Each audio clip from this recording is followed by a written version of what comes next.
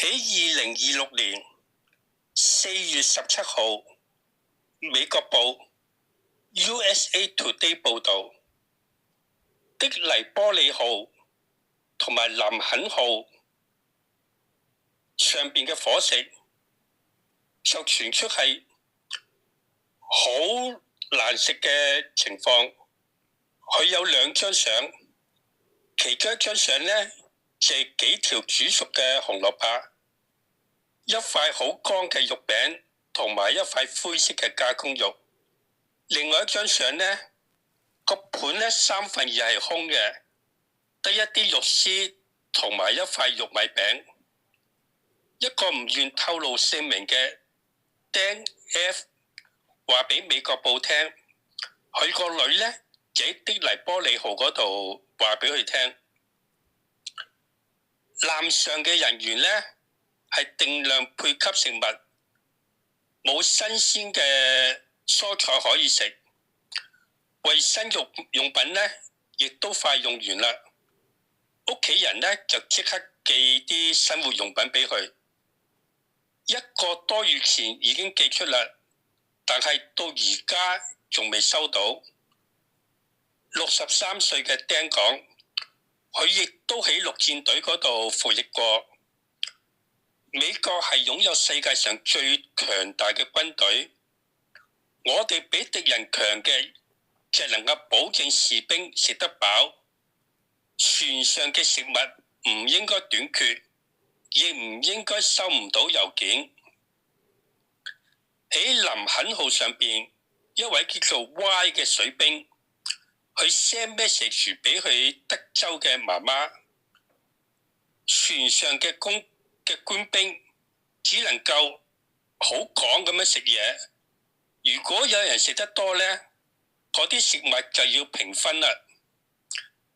呢個水兵3月嘅時候 send message 講，預計軍艦呢喺完成任務之前呢都唔會靠岸嘅，補給呢就會非常短缺，士氣呢就跌到落谷底。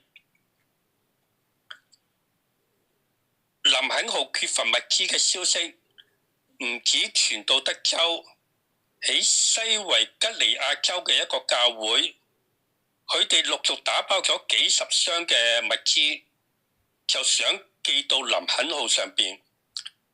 但係郵政部門嘅消息顯示，佢仲喺半路中途，一路寄唔到過去。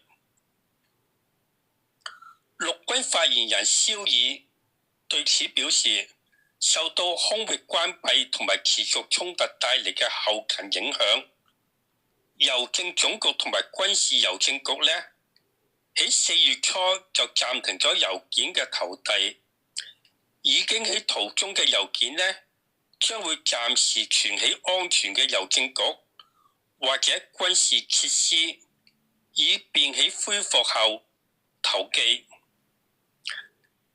史密斯尼森國家郵政博物館嘅館長海德爾包表示，軍事行動通常導致寄起軍人嘅包裹呢就會延誤嘅，但係從未試過好似而家咁樣全面停止。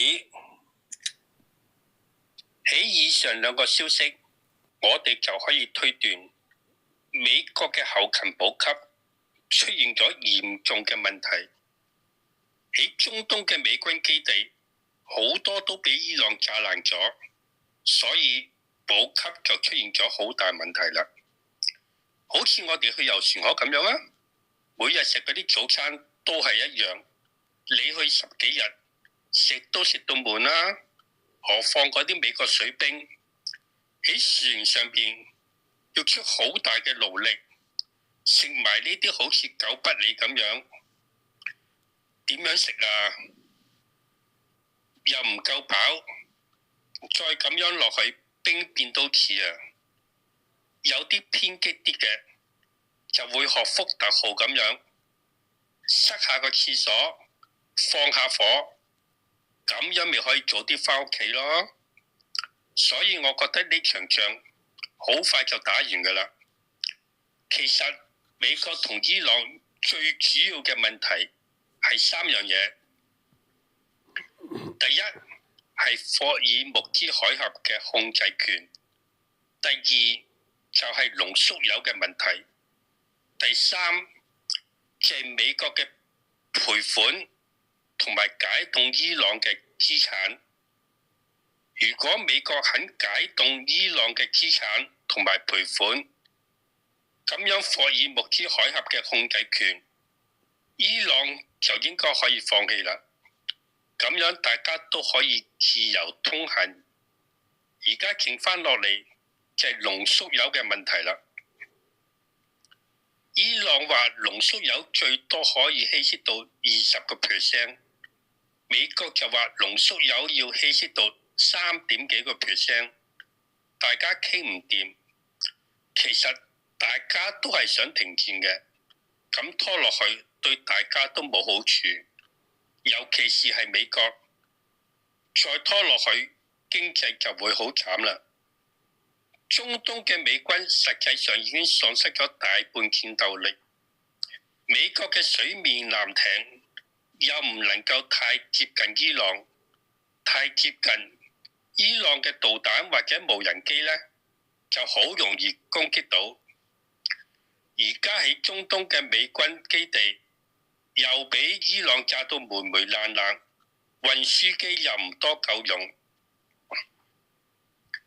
喺伊朗嘅周圍已經部署咗6萬幾美軍，但係我覺得美國一定唔會進行全面嘅地面進攻。稍為有啲軍事常識嘅人都知道，喺地面進攻首先要解決3樣嘢。第一，你進攻之後，你點樣防守？第二，你點樣補給？第三，你完成任務之後，點樣撤退？美國連補給都出現咗問題，仲點樣做到撤退啊？所以我覺得一定唔會打地面戰。Donald Trump 講就天下無敵，做就屙尿冇力，所以我個大膽估計喺1個月之內呢，就會全面停戰㗎啦。各位網友有咩意見可以喺下邊留言區嗰度講下。多謝各位收睇，拜拜。